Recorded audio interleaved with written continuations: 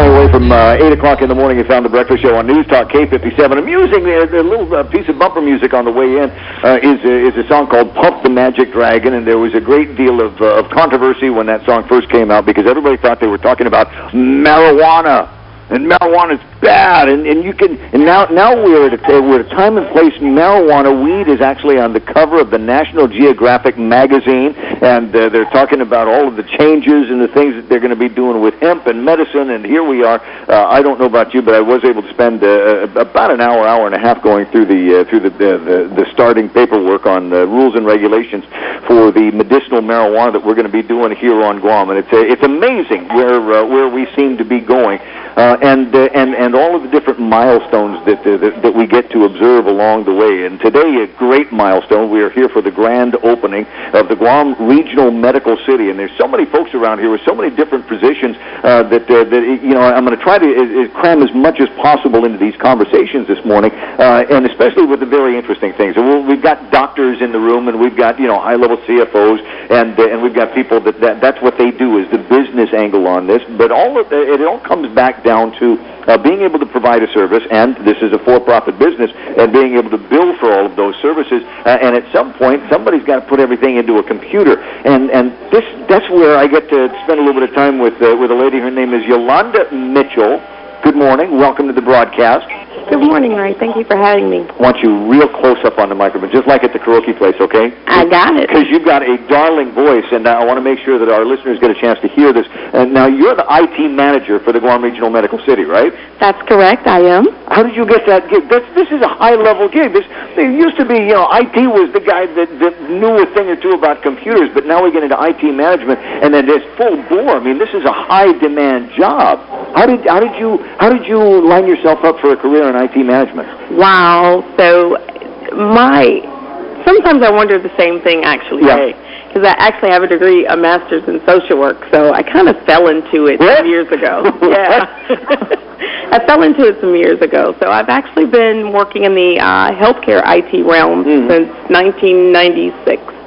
And originally started out, lower level, and kind of worked my way up from there. You didn't have computers in 1996. Get out of here.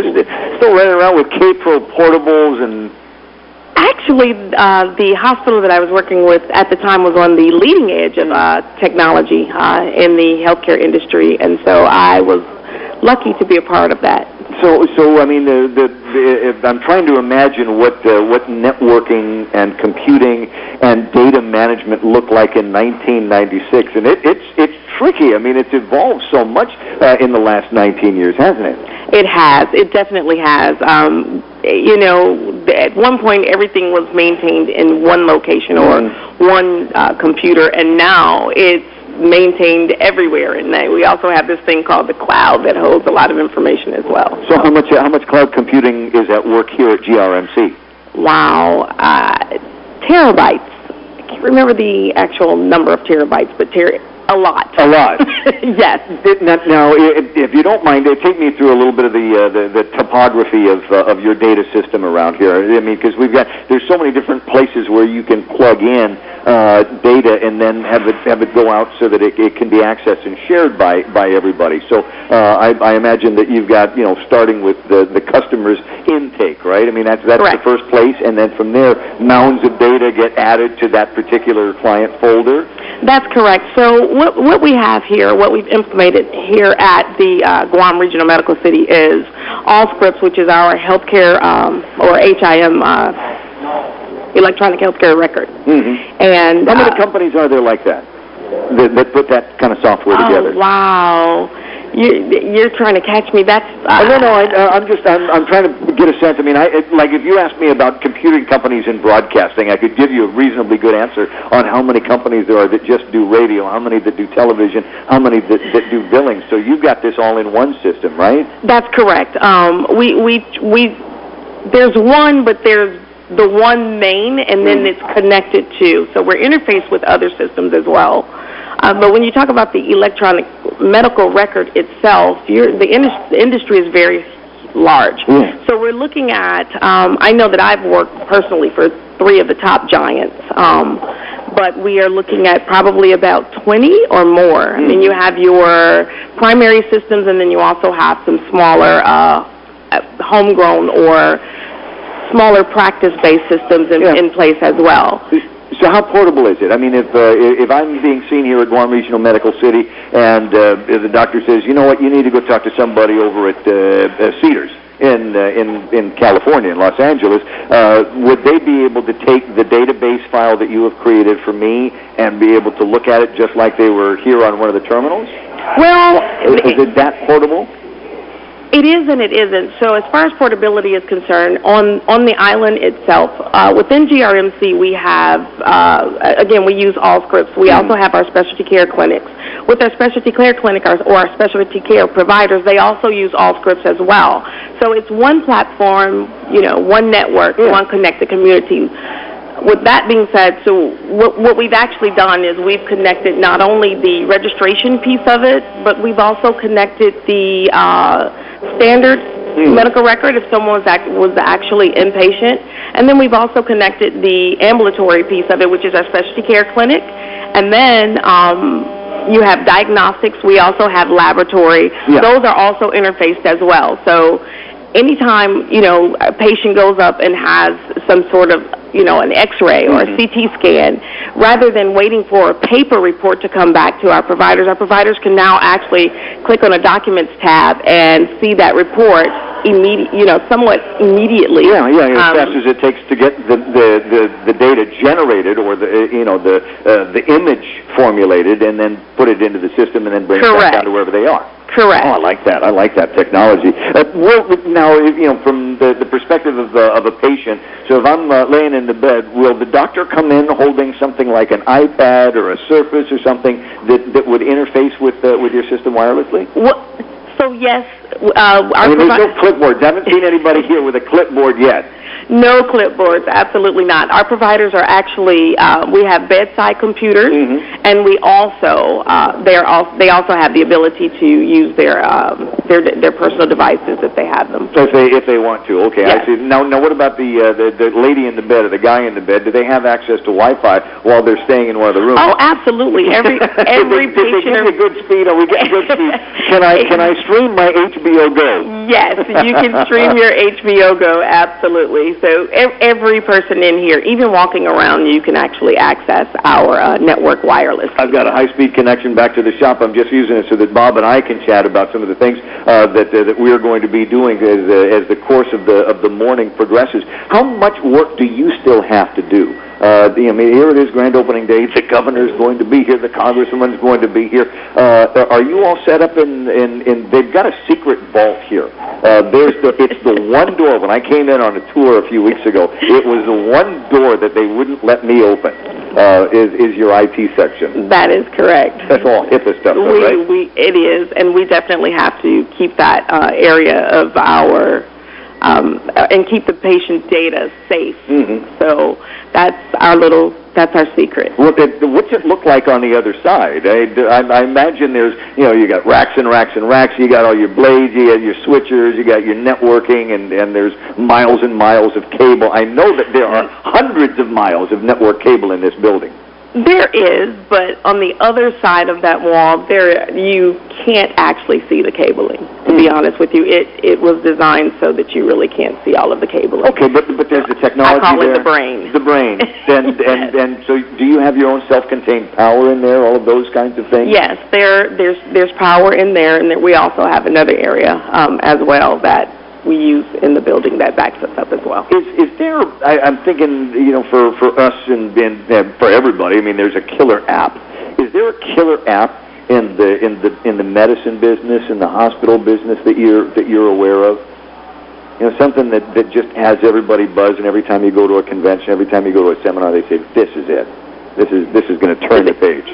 To be honest with you, I actually like the system that we've implemented here at GRMC, and that is because of its continuity and its ability to for the patient care to be just continuous throughout.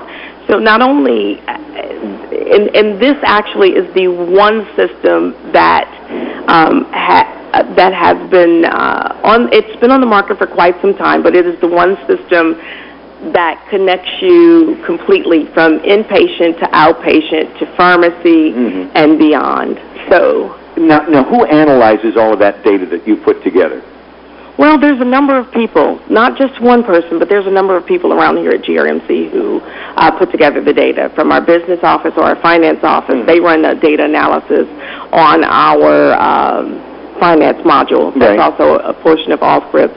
And then we run analysis against our interfaces, and we run analysis against certain discharge reports. You've also got the administration here who will also run reports as well, or run data analysis on, how long did it take for us to actually see this patient? Yeah. How long did it take for them to receive their medications? How good were we at, providing our care? We are, honestly, aside from the IT world, we are ahead we are on the leading edge of technology throughout the hospital. Francis makes makes many points about that system in conversations, and even in the write-up this morning in the insert in the newspaper, he talks about the advanced billing system that we have here at GRMC, and that's all stuff that you have gotten. That's all you. That is. Because without you and that incredible backbone there, that means that we can't get the billing out in time to the insurance companies. The billing goes immediately, actually. It goes almost from the time the patient actually gets discharged. We can produce a bill. The bill may not necessarily be the completed bill because, of course, the insurance companies have to, pay their portion of it, but we can give you a pretty good rough estimate of what's actually due at that time. I'm curious about something, and this is going to come off as sexist, even though I don't mean for it to. It's just that when we start talking about IT management, I think if you close your eyes and you say, okay, this is what your IT manager looks like, and it's a guy with thick glasses and greasy hair, and he's got the pen protector in his pocket and all of these things, and when he's not doing this, he's playing World of Warcraft or something, online. You're not that. You don't fit that mold at all. I definitely don't fit that mold, and I don't fit it in most aspects of my life, actually. Was there a point when you showed up for the interview, they said, you're not who we expected? Actually, no. I was actually, I didn't show up for an interview. We're modern technology, so of course we did that via Skype. Oh, wow. Yeah. There you want to talk about your killer apps. And is that something that you are in charge of here? And I'm remembering as we have this conversation that there's so many different places to jump into the IT conversation, and that also includes telemed, which is massive. I mean, you guys can do telemed inside this facility and from inside the operating suite. From inside the operating suites, correct. So telemedicine is there, and then we do a lot of our conferencing via video chat or video Skype. Yeah. All right. So but it sounds like you should have a whole other thing besides Skype. It's a hospital. It's massive. Industrial IT, and you're telling me, yeah, we did this on Skype. I can do Skype. It's on this computer. Well, telemedicine is a little bit different. Now, when you're in the OR, we have the ability to.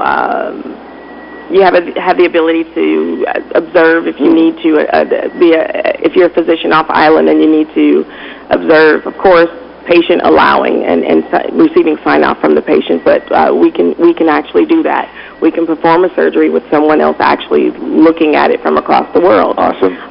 We can also use those physicians as well to consult with if necessary. It's just an exciting time and place to be in technology-wise, where medicine is at, and it's all technology in medicine anymore. I mean, you've got more computing power at the receptionist desk than they took to the moon, 30, 40 years ago. I'll tell you, GRMC, our Guam Regional Medical City, has done an awesome job. We are, again, bringing the latest and the greatest technology from all aspects of healthcare, as well as the information technology area to the island of Guam. What is your favorite technology area here in the shop? What do you like? I'd have to say the linear accelerator. You know, it's my favorite one, too. It's just got a groovy title. It's the linear accelerator. I actually affectionately call her Ellie Mae. You named it. She has a name, and I've called her Ellie Mae. You name it. You got to keep it, right? You're going to have to feed it. Just like a car. So the linear accelerator, correct me if I'm wrong, and I'm not a medical guy, but my understanding of the linear accelerator is it's a device there. It's got the gizmo to deliver radiation therapy to patients that need that, but it also has an internal CAT scan mechanism. Correct. And that means that as the patient moves or as the doctor wants to get in on a particular place in the tumor, they can drill right into it and give it 100% of that radiation dose. Precisely. Okay. Correct. Okay. Now, 3 years ago, this technology didn't exist. Is that about right? 3-4 years ago? I want to say about 5. Okay, about 5 years ago, the technology didn't exist. And the version that we have here on Guam is there is no twin. There is no twin. Of miles. It's the latest, the greatest, and there is no twin. So now do they actually let you play with this thing? I mean, have you driven the joystick? Absolutely not. Oh. What? You never know, right? I mean, I'm not absolutely not. Oh, look up the internet. No, that's radiation. Oh, no. Well, I'll make it so you can get free long-distance phones on your extensions. Let me drive your machine. No. That's radiation. It's radiation. Yeah. So we definitely can't play in there. Is the security system also part of your purview? It is. Our security system is actually driven by the Information Technology Department as well. So you'll notice around here, if you look around at every access point, you can't get in. Oh, I know who I'm thinking of right now. You remember Jurassic Park, the first Jurassic Park that came out, and the room that they had in there. Are you asking me to tell my age? No, absolutely not. Absolutely. I've made it all the way through the conversation without getting in trouble. I don't think I'd like to start now. No, and so this is a question I should ask all of the IT professionals that I run into, and it'll be a rather simple one, but I think it tells me a whole lot about you as your, I want to learn about your inner geek, if you don't mind. What kind of computer do you have at your desk? What technology are you playing with? What kind of phone do you have? Well, that depends on which one. Wait a second. So, this is one of yours? Okay, because one of her phones is a gas station phone. I'll just tell you this right now.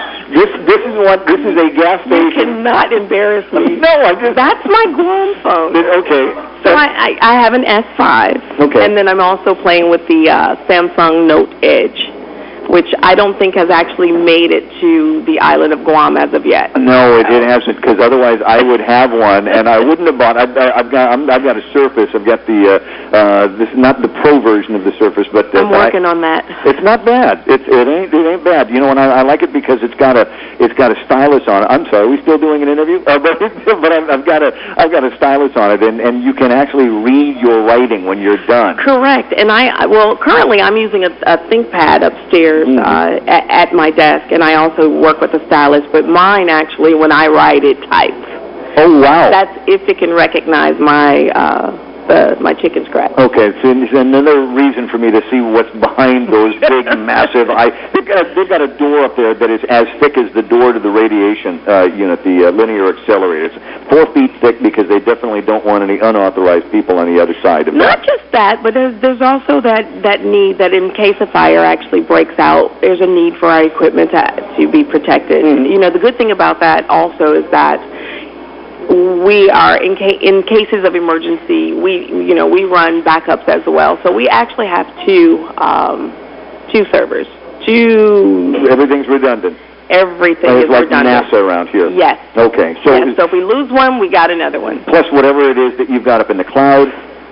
Correct. And other secret locations that you can't tell me about. Correct. Where we've got blades and blades and blades and all of that kind of thing. Correct. To make sure that your patient data, number one, is safe from prying eyes, and number two, is available wherever we need it. Now, if you don't mind, just the last thing, because I know that you've got some work that I'm sure that you have to do, or what's the most mundane part of the job is programming somebody's phone, and it's all digital phones around here. In fact, the system is so digital here, in order for me to do this broadcast, that they needed to bring in a module that would make my phone analog.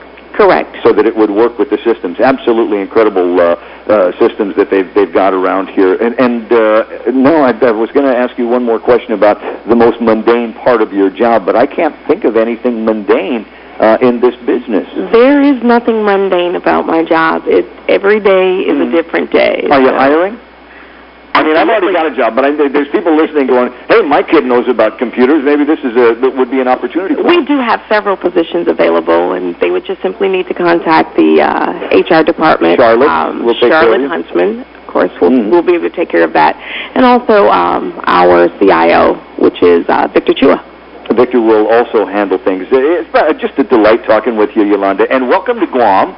Thank you. Have they let you out of the house yet? I mean, are you not really diving, clubbing, karaoke, barbecuing? None of the above, with the exception of I've attended a couple of is it fiestas? There you go. Yes. There you go. So, well, I've attended a couple of those, but one of the things I will say is the Guam community has been awesome and very welcoming, as a matter of fact. This is probably the only place in the world that I've ever gone that it's okay to just show up at someone's fiesta and it's like your family. Yeah.